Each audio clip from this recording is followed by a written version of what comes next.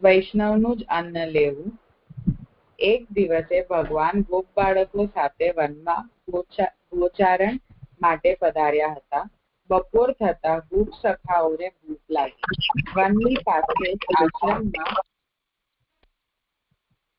વનની પાસે જ આશ્રમમાં કેટલાક બ્રાહ્મણો યજ્ઞ કરી રહ્યા હતા. બ્રાહ્મણો તો વિધિ વિધાનમાં નિષ્ઠાવાળા હતા. તેમની પત્નીઓ પરંતુ ભગવદીય હતી. બ્રાહ્મણો પાસેથી અન્ન ન મળતા ભગવાને ગોપ સખાઓને બ્રાહ્મણ પત્નીઓની પાસેથી અન્ન લાવવા માટે મોકલ્યા. બ્રાહ્મણ પત્નીઓ તો રાજીની રેડ થઈ ગઈ. તેઓ જાતે જ અનેક પ્રકારની વાનગીઓ થાળમાં સજાવીને નદી જેમ અનેક બાધાઓને પાર કરીને સમુદ્ર તરફ વહેતી હોય છે તેમ પતિ ભાઈ પુત્રાદિ ના રોકવા છતાં ભગવાનને ભોજન કરાવવા માટે ચાલી નીકળી. ભગવાન દ્વારા યજ્ઞપત્નીઓ પાસેથી અન્ન માંગવાથી એ બોધ મળે છે કે આધુનિક પુષ્ટિ ભક્તિ માર્ગીઓએ સ્વમાર્ગીય વૈષ્ણવનું જ અન્ન જ ગ્રહણ કરવું જોઈએ. શ્રી આચાર્ય ચરણ પંથ શુદ્ધ અન્નથી દેહનું પોષણ કરવાની આજ્ઞા કરે છે. એટલે એક વખત ભગવાન ગોપ બાળકો સાથે વનમાં ગોચારણ કરવા ગયા હતા. ત્યારે એમને ભૂખ લાગી ગોપ સખાઓને. તો વનની આજુબાજુમાં આશ્રમ હતું. ત્યાં બહુ બધા બ્રાહ્મણ હતા જે યજ્ઞ કરી રહ્યા હતા. તો બ્રાહ્મણો તો એકદમ જ આમ વિધિ વિધાનમાં માનવા વાળા હતા. પણ એમની પત્નીઓ બહુ ભગવદી અને પ્રેમાળ હતી. બ્રાહ્મણો પાસે ગયા તો ત્યાં એમ ગોપ સખાઓને અન્ન નહીં મળ્યું. પણ જ્યારે એ લોકો બ્રાહ્મણ પત્નીઓ પાસે ગયા ત્યારે તો બ્રાહ્મણ પત્નીઓ એકદમ જ ખુશ થઈ ગઈ અને એમને બધી જે પણ વાનગીઓ હતી એ બધી થાળમાં સજાવીને આપી દીધી. તો આમાં એમ કહેવા માંગે છે કે પુષ્ટિ ભક્તિ માર્ગીઓએ જે પોતાના સ્વમાર્ગીય વૈષ્ણવ છે એનું જ અન્ન ગ્રહણ કરવું જોઈએ. મહાપ્રભુજી પણ શુદ્ધ અન્નથી જ પોતાના દેહનું પોષણ કરવાની આજ્ઞા આપે છે. હેલો, તાત્પર્ય છે કે ઠાકોરજી ને એ જે યજ્ઞ પત્નીઓ હતી એમણે પ્રભુને આરોગવા માટે યજ્ઞની બધી જ સામગ્રી આપી અને પ્રભુના માંગવાથી અર્થાત એમને તો પ્રભુમાં પરબ્રહ્મ પુરુષોત્તમનો ભાવ હતો અને પોતાનું સૌભાગ્ય સમજીને એમણે પ્રભુને બધી જ સામગ્રી અર્પિત કરી.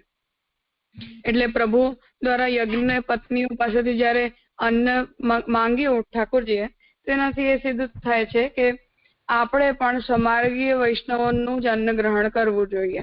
અર્થાત જો આપણે તો મુખ્યતા તો એ જ છે કે પ્રભુ આપણા જે આરોગ્ય હોય એ જ વસ્તુ લેવી જોઈએ.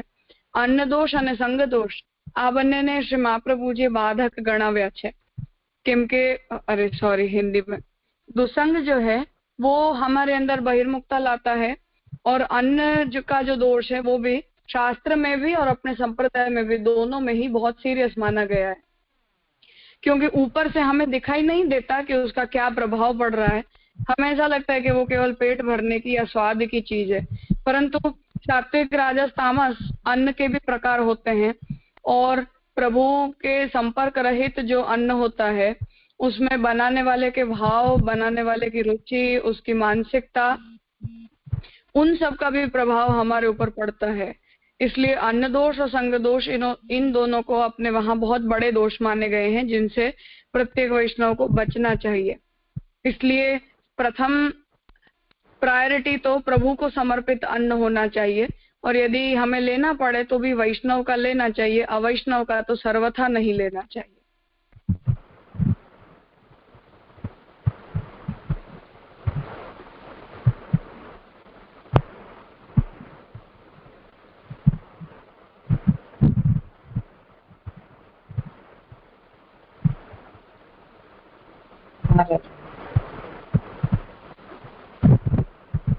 Hello, Raja. हाँ हाँ राजा, मतलब यहाँ पे स्वमार्गीय मतलब हमारे जो संप्रदाय अंतर्गत की मर्यादा है ना, या फिर वैष्णव कोई भी संप्रदाय के हो सकते हैं? अपने संप्रदाय के वैष्णव की होनी चाहिए, क्योंकि हम जो भी करते हैं वो हमारे संप्रदाय की मर्यादा में और साधना प्रणाली के अनुरूप करते हैं। अन्य वैष्णवों के भाव भेद और विचार भेद हो सकते हैं, परंतु अवैष्णव के करते तो उनका अन्न ठीक ही है।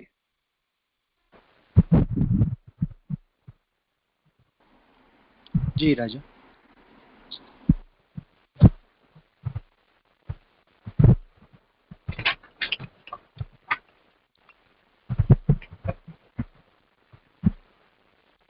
ठीक है, करो आगे। ઉપસંહાર ભગવાનની ઉપરોક્ત લીલાઓનું પ્રેમપૂર્વક શ્રવણ કીર્તન સ્મરણ કરવાથી આધુનિક પુષ્ટિ ભક્તિ માર્ગીઓની પણ વ્રજ ભક્તોની માફક ભગવાનમાં આસક્તિ થાય છે. ભગવત ભક્તિની વૃદ્ધિમાં આવનારા પ્રતિબંધકોનો નાશ થયે ભગવાનની વિશેષ કૃપા પ્રાપ્ત થયે बीज भावनी दृढ़ता रूप व्यसननी अवस्थानी प्राप्ति थाय छे. तत्पश्चात व्यसन भावમાં और वृद्धि थता भक्तना तामस राजस सात्विक प्राकृत भावोनो नाश थईने निर्गुण अवस्था अर्थात ब्रह्म भावनी प्राप्ति थाय छे.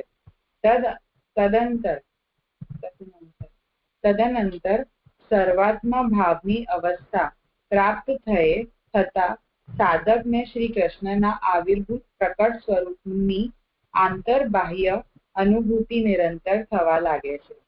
તેના દ્વારા કરવામાં આવતી ભગવત સેવા પણ આદિ દૈવિકી કે અલૌકિક સામર્થ્ય રૂપા બની જતી હોવાથી તેમાં બ્રહ્માનંદથી પણ ઉત્કૃષ્ટ એવા ભજનાનંદનો અનુભવ તેને થવા લાગે છે. ત્યારબાદ જ્યારે પુષ્ટિ ભક્તિ માર્ગીય સાધકના સ્થૂળ સૂક્ષ્મ શરીરો છૂટી જાય છે ત્યારે વૈકુંઠ આદિ દિવ્ય ભગવત ધામમાં ભગવત સેવ્ય ઉપયોગ્ય દેહ પ્રાપ્ત કરીને તેનો ભગવાનની નિત્ય લીલામાં પ્રવેશ થાય છે.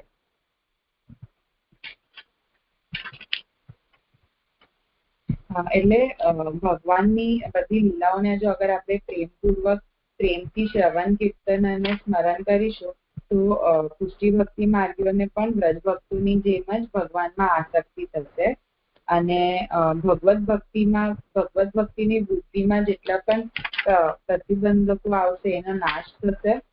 ભગવાનની વિશેષ કૃપા પ્રાપ્ત થશે. બીજ ભાવની દ્રઢતા રૂપ વ્યસન અવસ્થા સુધી પ્રાપ્તિ થાય છે અને વ્યસન ભાવમાં और વૃદ્ધિ થતા ભક્તના તામસ રાજસ સાત્વિક અને પ્રાકૃત ભાવોનો નાશ થઈને નિર્ગુણ અવસ્થા એટલે બ્રહ્મ ભાવની જ પ્રાપ્તિ થાય છે અને વિશેષ એટલે સર્વાત્મ ભાવની અવસ્થા પ્રાપ્ત થતા એટલે સાધકને શ્રી કૃષ્ણના પ્રકટ સ્વરૂપની અંદરથી અને બહારથી અનુભૂતિ હંમેશા થવા લાગે છે. અને એના દ્વારા જે કરવામાં આવતી ભગવત સેવા છે એમાં પણ આદિદૈવિકી કે અલૌકિક સામર્થ્ય રૂપ બની જતી હોય છે એટલે બ્રહ્માનંદથી પણ ઉત્કૃષ્ટ એવા ભજનાનંદનો અનુભવ થવા લાગે છે. અને એની પુષ્ટિ ભક્તિ માર્ગના સાધકના જે સ્થૂળ અને જ્યારે સૂક્ષ્મ શરીર છૂટી જાય છે ત્યારે એને વૈકુંઠ આદિ દિવ્ય એટલે ભગવત ધામમાં પ્રાપ્તિ થાય છે એવું મને સમજવા આવ્યું.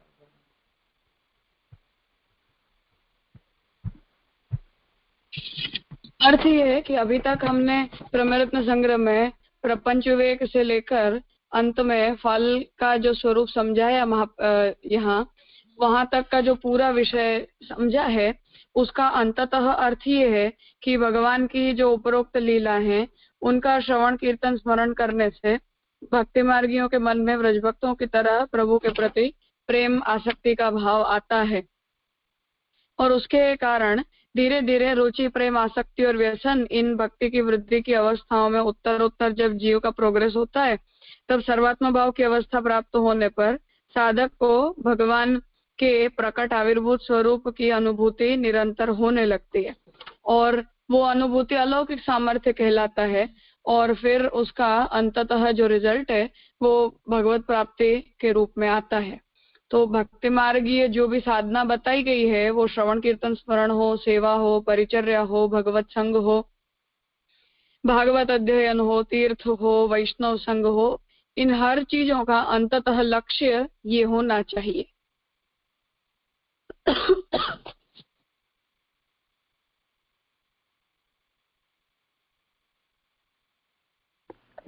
हेलो राजा।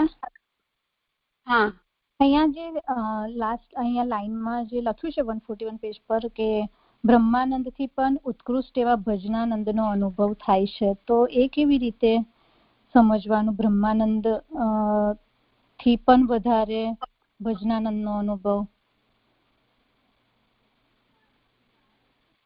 क्योंकि अक्षर ब्रह्म की जो प्राप्ति करते हैं उन्हें ब्रह्मानंद की अनुभूति होती है और अक्षर ब्रह्म जो है वो भगवान के धर्म रूप होने से हम उन्हें गणितानंद कहते हैं। इन्हें वे हम ये बात पहले समझे थे कि गणितानंद नहीं है परंतु सूर्य और सूर्य की किरणों के जैसा भेद या संबंध जो है वो परब्रह्म और अक्षर ब्रह्म के बीच है। तो वो जो अक्षर ब्रह्म और परब्रह्म का जो संबंध है वो उसमें ब्रह्मानंद की अनुभूति ज्ञानी करते हैं जो अक्षर ब्रह्म को प्राप्त करते हैं और परब्रह्म श्री कृष्ण की प्राप्ति जो है वो भक्त करते हैं कि जिन भक्तों को भगवान के स्वरूप में मुक्ति की प्राप्ति होती है या भगवत प्राप्ति को ही वो लोग अपने जीवन का अंततः फल समझते हैं। इसलिए ब्रह्मानंद जो है वो धर्म रूप होने से न्यून फल है। और गीता जी में भी जैसे अर्जुन जब भगवान से पूछते हैं कि आपको आपके निराकार स्वरूप की उपासना करने वाले ज्यादा उत्तम लगते हैं या आपके साकार स्वरूप की, तब स्वयं प्रभु ही आज्ञा करते हैं कि जो व्यक्ति निराकार स्वरूप का भजन करता है, उपासना करता है अक्षर ब्रह्म की, उनकी साधना भी बहुत कठिन होती है और उनके फल में भी कोई फलानुभूति नहीं होती है। पर जो पुष्टि जीव होते हैं कि जो भगवान के परब्रह्म साकार स्वरूप की उपासना करते हैं या कृष्ण को पूजते हैं, सेवा करते हैं, उन्हें उनकी साधना भी बहुत रसरूप होती है और उन्हें जो फल मिलता है वो फल भी अक्षर ब्रह्म को प्राप्त करने वाले जीवों के करते उत्तम होता है।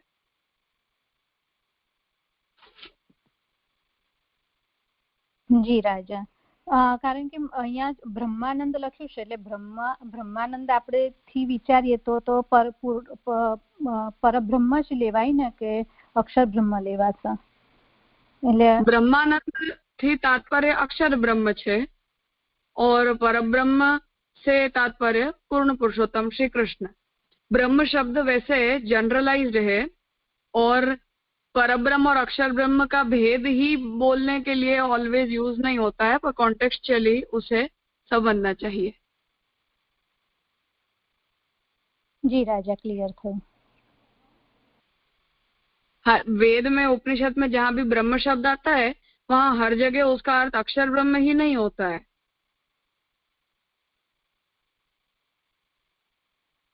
હા રાજા, એટલે જ મેં પૂછ્યું કે અહીંયા બ્રહ્માનંદ લખે છે એટલે મને થયું કે એ પૂર્ણ પુરુષોત્તમ જ લેવાનું કે પછી અક્ષર બ્રહ્મ એમ એવી રીતે? यहाँ तो ब्रह्मानंद का अर्थ अक्षर ब्रह्म है और भजनानंद का अर्थ पुरुषोत्तम श्री कृष्ण का आनंद है। पर शास्त्र में ब्रह्म शब्द को हमेशा अक्षर ब्रह्म और परब्रह्म का भेद समझाने के लिए यूज नहीं किया जाता है।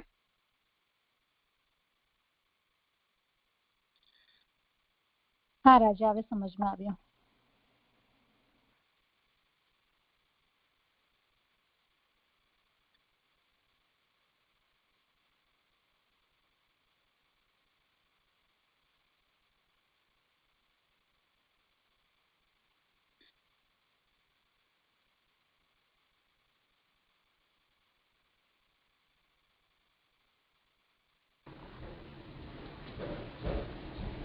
પ્રણામ રાજા. કરું રાજા? હા બોલો ભૂમિબેન. હા, આપે હમણાં જે સમજાવ્યું ને, તો સવારે આપ જે વેદાંત ચિંતામણીમાં સમજાવ્યું હતું બ્રહ્મ અને પરબ્રહ્મનો ડિફરન્સ, તો ત્યાં કેવી રીતે એ બ્રહ્મને લેવાનું છે? એટલે ત્યાં અક્ષર બ્રહ્મ તરીકે આપ બ્રહ્મની વાત કરી રહ્યા હતા. હા, પરબ્રહ્મ અને અક્ષર બ્રહ્મ ઓલવેઝ જ્યાં પણ કોન્ટેક્સ્ચ્યુઅલ હોય એ રીતે સમજવાનું. બાકી હંમેશા બ્રહ્મ શબ્દનો જ અર્થ જે છે એ અક્ષર બ્રહ્મ જ હોય એવું નથી. પરબ્રહ્મ માટે પણ અક્ષર બ્રહ્મ શબ્દ વપરાઈ શકે. તો તત્વરૂપતા બતાવવા માટે બ્રહ્મ શબ્દ છે એ ટર્મ દરેક જગ્યાએ બધા કોન્ટેક્સ્ટમાં યુઝ થઈ શકે.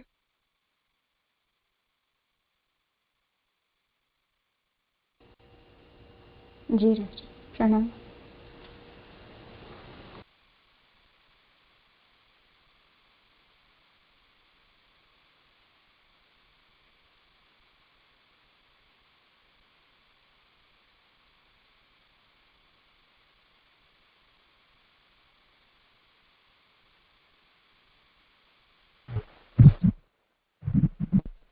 કરું રાજા? હા,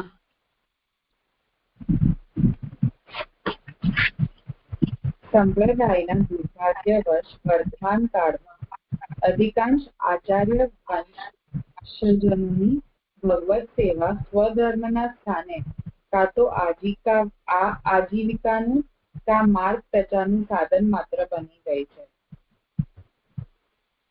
પરિણામે ધર્મનિરપેક્ષ કાયદાઓની ક્રૂર દ્રષ્ટિના કારણે મોટે ભાગે અનેક આચાર્ય વંશજો જૂના ઘરે આજે સાર્વજનિક આરાધના સ્થળોના ન્યાસ ટ્રસ્ટમાં વિકૃત થઈ ગયા છે. વાલ્લભ સિદ્ધાંતનું આનાથી વધુ નિષ્ઠુર વધ સંભવ નથી. આજે પોતે આચાર્ય વંશજનોએ મોટા માટે પોતાના સેવ્ય સ્વરૂપોની શિશુ બાલ કુમાર કિશોર રૂપોની ભાવના, સેવાની વ્રજલીલામયી ભાવના તથા પોતાનામાં દાસ્ય સખ્ય વાત્સલ્ય માધુર્ય ભાવોની હૃદયમાં ભાવનાઓ કરતા કરતા પ્રભુ સેવા કરવી શક્ય નથી રહી ગઈ. વ્યાવસાયિક બાહ્ય આડંબરોના કારણે ભાવવિહીન કર્મચારીઓની સહાયતા લીધા વિના ભગવત સેવાના બગડેલા વખડ જંતરમાં સ્વયં આચાર્ય વંશજ હાર્દિક રુચિથી તત્પર નથી થઈ શકતા. આજીવિકા વ્યાપાર તરીકે અથવા વિવશ બનીને સાર્વજનિક ટ્રસ્ટ મંદિરોમાં નોકરીના રૂપમાં ખુલ્લા દર્શનમાં આરતી કરતા કરતા મન ઉચાટ બની જાય છે. આથી સ્વરૂપ લીલા ભાવના પક્ષની ભક્તિ સાધનામાં આજે ઘોર ઉપેક્ષા તેને સ્મૃતિ શેષ બનાવી દેવાની સીમા સુધી પહોંચી ગઈ છે. ગોસ્વામી શ્રી શ્યામ મનોહરજી વિરચિત અનુભાષ્ય તૃતીયાધ્યાયની પ્રસ્તાવના સાધન મીમાંસા પેજ 49-50.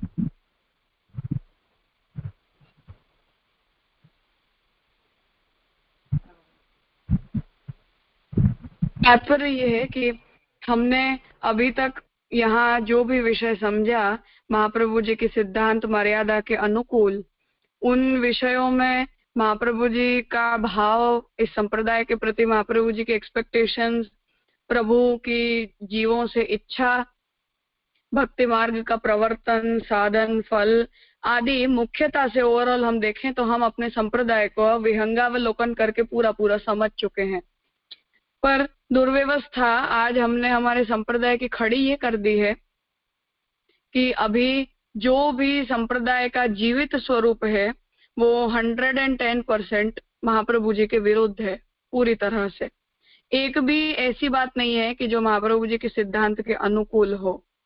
उसका वैसे समस्या जो है हिस्टोरिकली यदि हम इस बात को देखें तो तकलीफ ये हुई कि भारत की आजादी के बाद इतने सारे चेंजेस हमारे जीवन में आए कि जिस चेंजेस के पीरियड में अपने आप को भी संभालना लोगों के लिए डिफिकल्ट हो गया था, तब अपने सांप्रदायिक जीवन को या अर्थशास्त्र, आचार्यत्व, शिष्यत्व, इन चीजों को संभालने के होश ही नहीं बचे थे। अर्थात सब कायदे कानून पलट गए, अर्थव्यवस्था बदल गई, समाज की व्यवस्था में इतना ड्रास्टिक चेंज एक साथ आने लग गया कि जिसे संभालते संभालते ही हम खत्म हो गए। तकलीफ ये हुई, बस पिछले 30-40 वर्षों से पूर्व तक लोगों की समस्या ये थी। जैसे हमने हमारे ही बड़ों से सुना है कि जब वो लोग छोटे थे तो वो लोग, उन्हें कोई बताने वाला ही नहीं था कि वो लोग क्या हैं और क्यों हैं। अर्थात वो खुद भी ऐसा ही समझते थे कि सेवा पूजा हमारा प्रोफेशन है, क्योंकि कौन षोडश ग्रंथ पढ़ाए, घर में कोई बड़ा नहीं, जो भी दादी माँ थे वो भी 9-10 साल की उम्र में विवाह करके आ गए थे, वो खुद भी नहीं जानते थे। कर्तव्य परायणता थी और ठाकुर जी से प्रेम था, करके सेवामय जीवन हमें बिताना चाहिए और ये हमारा कर्तव्य है, उतना उन्हें पता था। बाकी हमारी एजुकेशन सिस्टम बदल गई थी तब तक। अब हम स्कूल जाएं न जाएं, कौन डिसाइड कर सकता है कि जाना चाहिए या नहीं। जो प्राचीन अध्ययन की परंपरा थी, अब उसमें जो गुरु थे उन्हें रखने के लिए, पैसा देने के लिए हमारी कैपेसिटी नहीं थी। जैसे नेग भोग के अनुसार घर का जो क्रम चलता था वो उसी तरह चलना चाहिए, ऐसा आग्रह था, और जिसके कारण उतने पैसा न तो लोगों के पास थे, लोगों के पास नहीं थे तो गुरुओं के पास भी नहीं थे। पर लाइफस्टाइल नहीं बदलती थी, स्टैंडर्ड्स नहीं बदलते थे, ठाकुर जी की सेवा के नेक भोग में कोई परिवर्तन नहीं आ सकता था। तो ये वो अवस्था या वो पूरी जनरेशन ही उतनी अंधाधुंधी में निकल गई कि जिसमें या तो इन चीजों का अवकाश ही नहीं बचा या वो लोग अपने आप को संभाल नहीं पाए। तो प्रॉब्लम ये है कि पार्टीशन के बाद जो कंडीशन खड़ी हुई, या भारत में जिस प्रकार कानून बदले, अर्थव्यवस्था बदली और पूरी समाज की व्यवस्था भी पलट गई, उसमें ये सारे परिवर्तन हमारे संप्रदाय में भी आ गए। और उसके कारण न तो वैष्णव लोग अपने आप को संभाल पाए और न आचार्य परिवार अपने आप को संभाल पाया।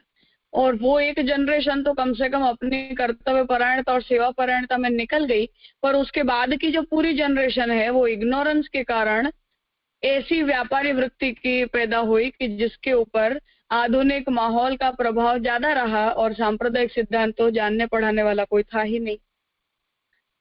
उस वजह से परिस्थिति ये आ गई कि हम ऐसे हो गए और ऐसा होना पड़ गया। शायद जैसे श्रीनाथ जी का मंदिर पब्लिक ट्रस्ट में गया और उसके कानून भी कोई जानता नहीं था, इसका परिणाम क्या आएगा ये भी कोई नहीं जानता था। कोर्ट में जो लॉयर फाइट देते थे उन्हें हमारे सांप्रदायिक सिद्धांत पता नहीं थे, और हम जो थोड़ा बहुत सांप्रदायिक सिद्धांत जानते थे उन्हें कानून और उसके दाव पेच नहीं पता थे। और उस कन्वर्सेशन के ढंग से नहीं हो पाने के कारण हमने वो श्रीनाथ जी को खो दिया।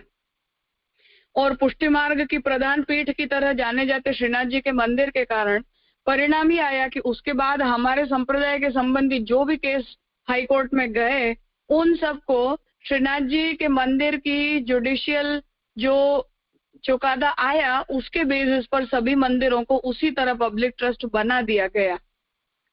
वो बाय चॉइस नहीं हुआ था, फोर्सफुली हुआ था, कंपल्जन में हुआ था, कि जैसा जूनागढ़ के केस में हुआ कि पूज्य श्यामू काका जी, काका, हमारे कन्नुता जी, इन सब ने खूब फाइट दी, सुप्रीम कोर्ट तक गए, पर उसका फैसला वही आया कि जो श्रीनाथ जी का आया था, क्योंकि तुम्हारे सिद्धांत क्या है इन्हें हम श्रीनाथ जी के केस में प्रस्तुत नहीं कर पाए थे, करके वो बाजी हम हार गए। मांडवी में हमारा घर बच गया, हमारे प्रभु को हम बचा पाए, हमारे सिद्धांतों को हम बचा पाए, पर जहां हो गया वहां हो गया, और जहां नहीं हुआ उनका सौभाग्य और प्रभु की कृपा। पर उसके बाद की फिर जनरेशन ऐसी आई कि जो जानते ही नहीं थे कि ये चीजें क्या होती हैं, संप्रदाय के सिद्धांत क्या हैं, और फिर तो जो भी हमारी लाइफस्टाइल थी उसे मेंटेन करने के लिए जो भी करना पड़े वो करो, सांप्रदायिक सिद्धांत को तो हमने देखा पड़ा ही नहीं है, करके वो एक्सट्रीम आज इतना कमर्शियलाइज्ड हो गया कि जिसका कोई ठिकाना ही नहीं बचा है। इसलिए वैष्णवों में भी, वैष्णव की पूरी जनरेशन में भी, जैसे मैंने पहले कहा था कि हमारे बड़ों से हम पूछें कि हम सेवा क्यों करते हैं, उसका जवाब ना मिले तो बच्चों को नेचुरली ऐसा हो जाता है कि फालतू एक्टिविटी है, इसका क्या मतलब। और ऐसा करके वो एक पूरी जनरेशन पुष्टि मार्ग की आर्य समाजी बन गई या स्वाध्याय परिवार में पांडुरंग शास्त्री के शिष्य हो गए, क्योंकि लॉजिक और अंडरस्टैंडिंग उन्हें वहीं से मिली, हमारे संप्रदाय से नहीं मिली। मैं ऐसा नहीं कह रही हूँ कि हिस्ट्री में जो कुछ भी हुआ वो इग्नोर कर देना चाहिए या उसमें हमारे बड़ों की गलती नहीं थी ऐसा हमें कह देना चाहिए। वो गलती 100% थी अपने स्टैंडर्ड पर, और अपने हम जिस अवस्था पर है वहां इन बातों को उन्हें सोचना चाहिए था। पर जो कुछ भी हुआ वो हो गया, और उसका परिणाम ही आया कि आगे की जनरेशन इग्नोरेंस में पैदा हुई और अब उनकी संतान हम हैं जो तीसरी जनरेशन आ गई है संप्रदाय में। अब वो तो महाप्रभु जी की, ठाकुर जी की कृपा कि श्याम काका जी के कारण आज हम इन सब बातों को जान पाए, समझ पाए, और आप श्री ने निरंतर ये प्रयास किया जिसका परिणाम से आज हम सब अपने संप्रदाय को बहुत सच्चे और अच्छे तरीके से जी पा रहे हैं। अन्यथा हम भी उन्हीं दूसरों की तरह कहीं कहीं भटक रहे होते।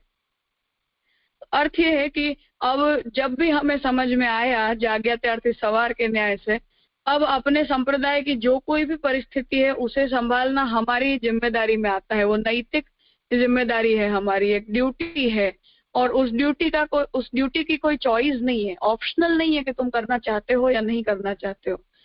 कंठी पहनी है तो तुम्हें करना चाहिए, और तुम नहीं करना चाहते हो तो अपने आप को महाप्रभु का शिष्य कह देना, हमें छोड़ देना चाहिए। यही दो एकमात्र विकल्प हमारे पास बच जाते हैं। तात्पर्य है कि श्याम काका जी को भी ये सब करने की क्यों इच्छा हुई, क्या जरूरत पड़ गई ऐसा करने की। कष्ट हुआ है, हम जानते हैं कि उन्होंने अपने जीवन में वो हर कष्ट सहे हैं कि जिनके बारे में सोच पाना भी हमारे लिए इम्पॉसिबल है। अर्थात 3 बच्चों के साथ पहरे कपड़े ठाकुर जी पधरा के अपने घर को छोड़ देने का डिसीजन छोटा नहीं होता है किसी भी व्यक्ति के लिए। आर्थिक प्रॉब्लम हो, मानसिक प्रॉब्लम हो, सामाजिक तकलीफ आज दिन तक उन्होंने झेली है कि हमारे समाज का भाई बहन परिवार के साथ कोई संबंध नहीं रह जाते हैं, न मिलना जुलना, न बोलने के संबंध। उसमें ये चीजें उतनी इजी नहीं होती हैं। रिवॉल्यूशन जो कोई भी व्यक्ति करता है उसे अपना पूरा जीवन का बलिदान कर देना पड़ता है, वो सेक्रीफाइस है।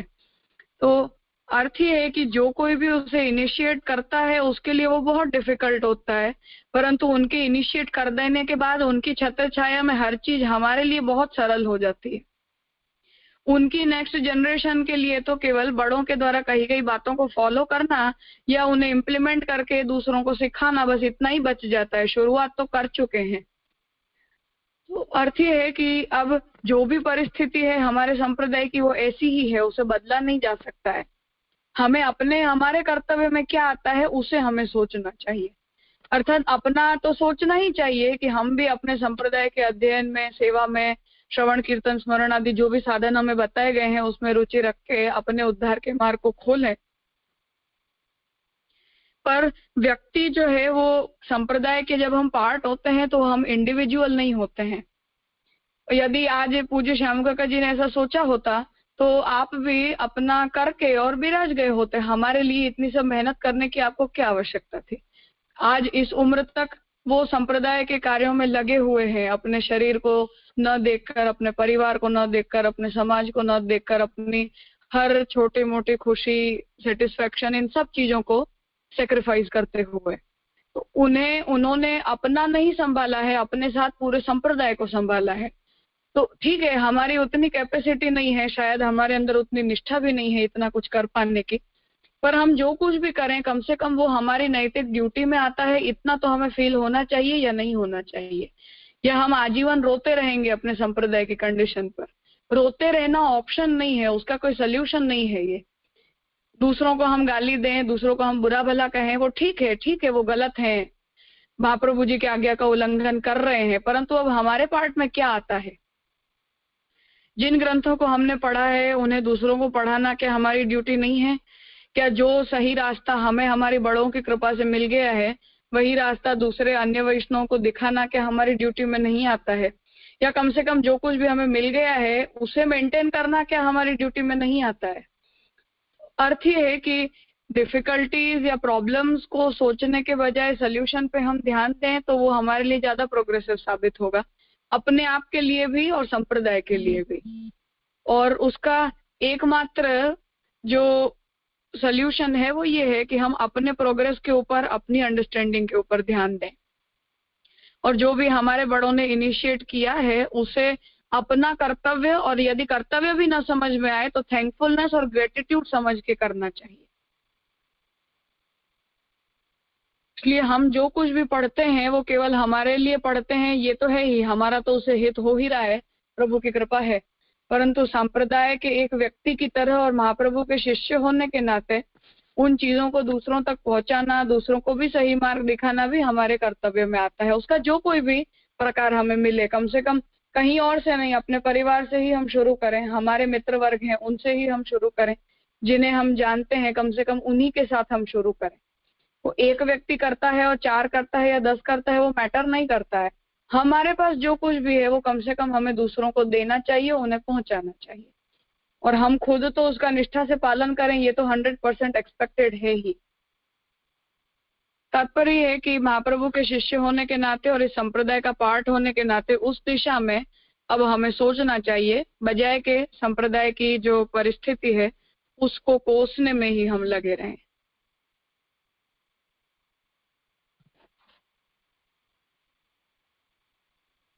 हाँ राजा, एकदम साची बात करी અને બહુ સુંદર રીતે એક્સપ્લેનેશન કર્યું।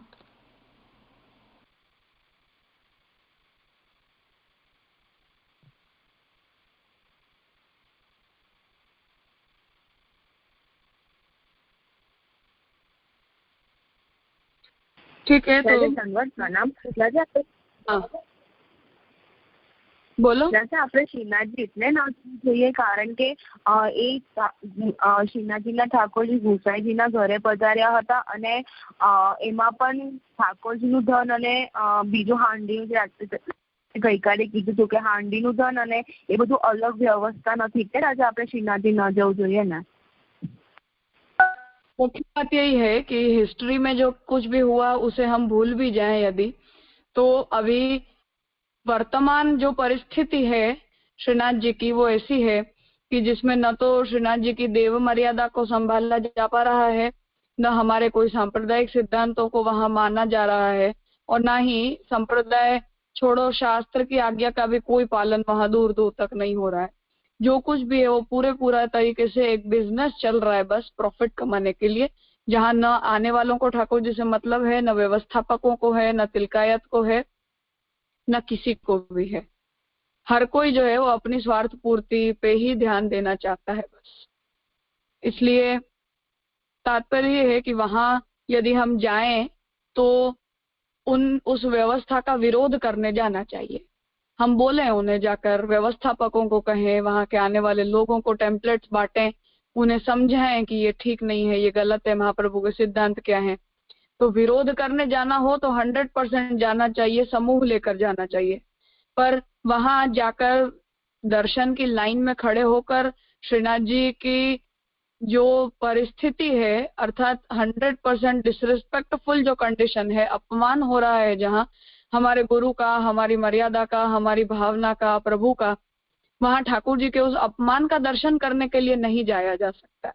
विरोध करने के लिए जाना हो तो जाओ, करना ही चाहिए वो तो।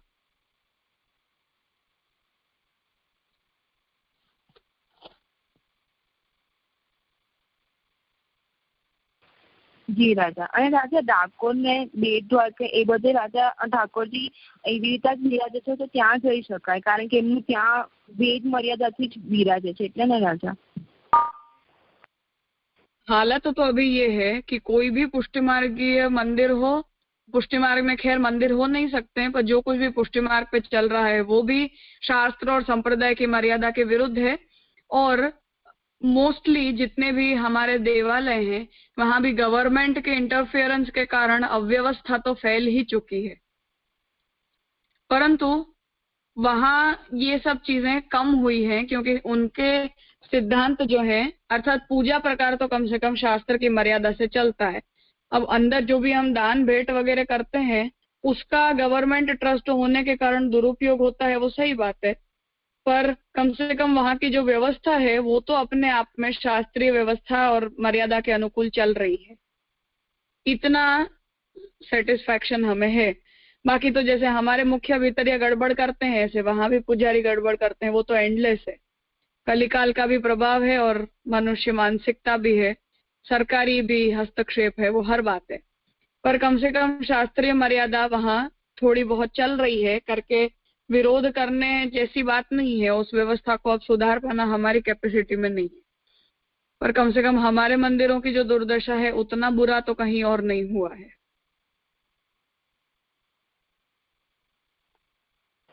જી રાજા.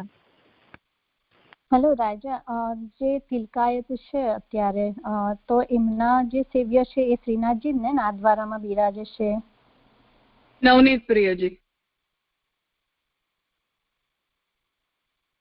જી રાજા. गजन धावन्ना जो ठाकुर जी थे ये नवनीत प्रिय जी।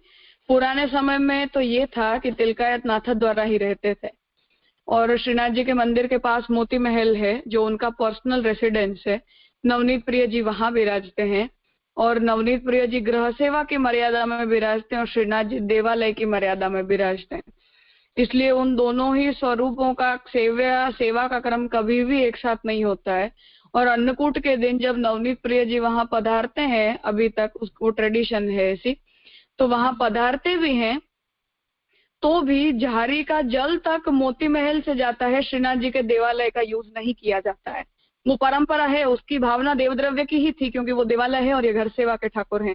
पर अब वो भावना नहीं रह गई है, अंडरस्टैंडिंग भी नहीं है, समझ भी नहीं है, बस वो ट्रेडिशन चल रही है। पर बड़ों ने जो वो नियम बनाया था तो भोग सामग्री से लेके जल तक, मटकी और ठाकुर जी का झारी का जल तक मोती महल से जाता है। श्रीनाथ जी के मंदिर की एक भी वस्तु नवनीत प्रिय जी को भोग नहीं आती है। उसका कारण देवालय की मर्यादा और सेव्य की मर्यादा को अलग रखना था, पर अब वो भाव और मर्यादा जा चुकी है, वो ट्रेडिशन चल रही है बस। इसलिए उनके जो पर्सनल सेव्य हैं वो तो नवनीत प्रिय जी हैं और श्रीनाथ जी तो पूरे वल्लभ कुल की जॉइंट फैमिली के ठाकुर जी माने जाते हैं। और अब तो खैर पब्लिक के ही हैं, अब तो नवनीत प्रिय जी भी पब्लिक के हैं, कोई अपने नहीं बचे सेव्य, वो अलग बात है। पर जो बात थी वो ये थी कि श्रीनाथ जी जो है वो पूरे वल्लभ कुल की जॉइंट फैमिली के प्रभु हैं और नवनीत प्रिय जी जो है वो तिलकायत के सेव्य हैं। पर अब ऐसा है कि न तो वो खुद नाथ द्वारा रहते हैं, न नाथ द्वारा रहना चाहते हैं और न ही श्रीनाथ जी की सेवा में उनकी कोई रुचि है। वहां से अपना फायदा लेना और उस पोस्ट को एंजॉय करके अपनी लेविश और लग्जरियस लाइफ को मेंटेन करना, बस यही अब उनके जीवन का लक्ष्य रह गया है। मुंबई में जहाँ वो सांता क्रूज में रहते हैं वहां भी अपने और एक ठाकुर जी बिराजा रखे हैं। हर उत्सव पे चले जाते हैं नाथ द्वारा वहां का नफा कमाने और यहाँ के ठाकुर जी ऐसे बिराजे रहते हैं और फिर यहाँ आकर दूसरा उत्सव मनाते हैं तो वहां का भी फायदा और यहाँ का भी फायदा। तो अब की तो कोई बात ही नहीं है, पर उनके सेव्य जो है वो ट्रेडिशनली नवनीत प्रिय जी हैं। अब नहीं है पर हैं वो। हेलो राजा। हम्म।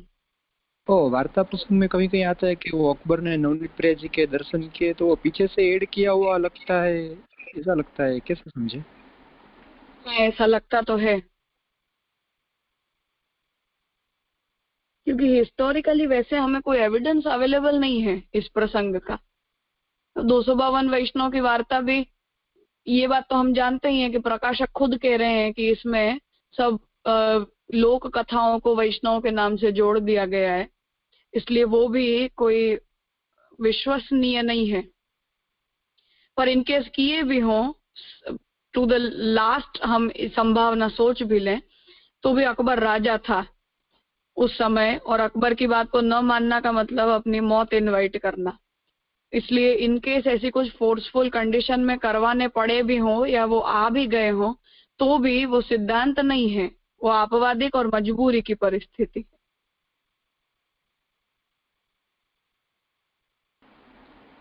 जी राजा, स्पष्ट हुआ।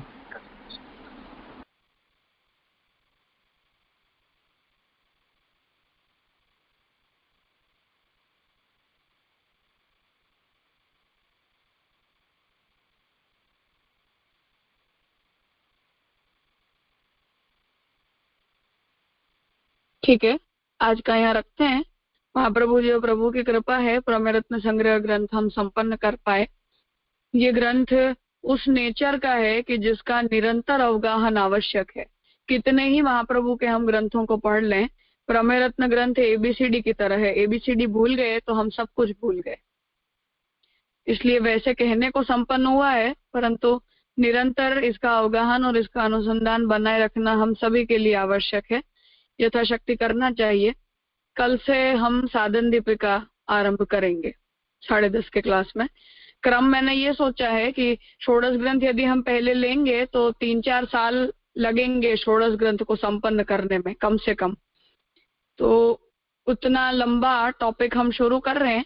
उससे पहले उन्हीं विषयों को लेकर जो 2 छोटे ग्रंथ साधन प्रकरण और साधन दीपिका हैं उन्हें हम कर लेंगे तो षोडश ग्रंथ में निरूपित सभी सिद्धांतों का विहंगावलोकन हो जाएगा, बर्ड व्यू हमें मिल जाएगा। तो ये 2 ग्रंथ हो जाएंगे, उसके बाद हम षोडश ग्रंथ शुरू करेंगे तो फिर लंबे समय तक चलेगा तो कोई आपत्ति नहीं है। इसलिए कल से हम साधन दीपिका करेंगे। पुष्टि विधानम में प्रकाशित है वही लेंगे हम पुस्तक, क्योंकि वैसे भी हम हिंदी में कर रहे हैं तो वहां ब्रजभाषा में दिया है। तो साधन दीपिका पहले, उसके बाद साधन प्रकरण, और साधन प्रकरण संपन्न होने के बाद षोडश ग्रंथ का अध्ययन हम शुरू करेंगे। राजा, साधन प्रकरण जे છે તે એક કોના અંતર્ગત છે એક ગ્રંથ? सर्वनिर्णय प्रकरण के अंतर्गत साधन प्रकरण है। उसे महाप्रभु जी ने भक्ति प्रकरण भी कहा है। हमारे संप्रदाय के सभी सिद्धांतों को महाप्रभु जी ने बताया है। इसलिए वैसे तत्वादीप निबंध का पार्ट है, पर एक स्वतंत्र ग्रंथ तया भी उसे हम पढ़ सकते हैं षोडश ग्रंथों के सिद्धांतों के कंक्लूजन के रूप में। है तत्वादीप निबंध के सर्वनिर्णय का पार्ट। જી રાજા, અને રાજા જે સાધન દીપિકા છે તો એમાં એટલે એ આપણે ક્યાં કઈ બુક કરવાના છે? पुष्टि विधानम में ही है। હા, પેલી પુષ્ટિ વિદ્યા છે એમાં છે ને? એમાં છે? नहीं, पुष्टि विधानम ની જે પુસ્તક છે ને એમાં જ છે। ઓકે, એ પુષ્ટિમાર્ગ બુક ઓનલાઈન પર છે? મળી જશે। હા, પુષ્ટિમાર્ગ.net ઉપર છે। રાજા ક્રમ વાઇઝ જ લેવાનો ને? હા, બસ અત્યારે જે ક્રમ છે એ જ રીતે રોજ આપણે જેટલા શ્લોક કરીએ એને એ વ્યક્તિ રીડ કરે, નેક્સ્ટ ડે બીજા। જી રાજા, ફાઇન। આજે અહીંયા રાજા, હા, એટલે આપણે હિન્દીમાં કરવાનું છે કે બ્રજ ભાષામાં, એટલે કઈ ડાઉનલોડ કરવાની રાજા? પુષ્ટિ વિધાનમ વ્રજભાષામાં જ છે એટલે એ જ કરશું, અને પછી તો ક્લાસ તો હિન્દીમાં ચાલે છે। જી રાજા, એટલે નેટ પરથી પેલા પુષ્ટિ નેટ પરથી ડાઉનલોડ થઈ જશે ને રાજા? હા, પુષ્ટિમાર્ગ.net ની ઈ બુક્સ માં શ્રી ગોપીનાથ પ્રભુચરણ મહાપ્રભુજી ના ઓથર ના સેક્શન માં પુષ્ટિ વિધાનમ છે। પુષ્ટિ વિધાનમ માં ષોડશ ગ્રંથ સંપન્ન થાય એના પછી સાધન પ્રકરણ છે, અને સાધન પ્રકરણ પછી સાધન દીપિકા છે।